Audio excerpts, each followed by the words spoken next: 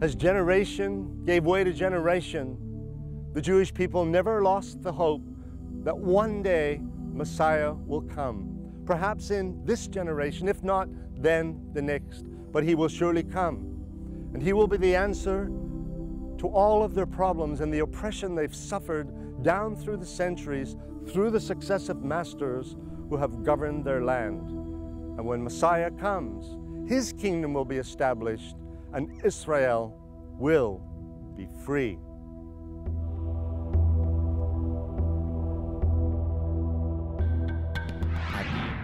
For more than 2,000 years, the identity of Jesus has been a point of controversy. Was he more than a prophet? More than a teacher? Did he really claim to be Israel's Messiah? Or is this description a later exaggeration of the Jewish Jesus? Who was Jesus? And what did his earliest followers truly believe about him? I'm not surprised Jesus was crucified as King of the Jews, because I think Pontius Pilate rightly understood the implication of Jesus' teaching. He understood that Jesus' claim to be the Lord's Messiah meant he really was Israel's king. And as Israel's king, Rome no longer played any part in the picture. But was Jesus Israel's king? How could the promised Messiah, the descendant of David who was to reign from Jerusalem, die, utterly defeated at the hands of Roman soldiers?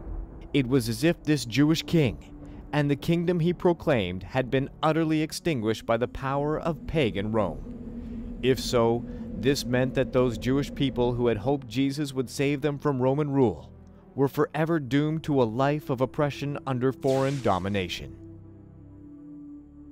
But according to Jesus' earliest Jewish followers, the crucifixion of Jesus was by no means the end of the story. Indeed, the oldest manuscripts collectively agree Jesus' life and message did not end with his crucifixion. There are too many eyewitness accounts of having seen Jesus alive. Whatever may be said about Jesus of Nazareth, no one can deny his Jewishness. He was and is Jewish. He taught the Torah and lived by its precepts. He attended synagogue on the Sabbath day, and when Torah required it, the religious festivals of Jerusalem as well. He taught his Jewish followers to live exceedingly righteous lives according to the Torah.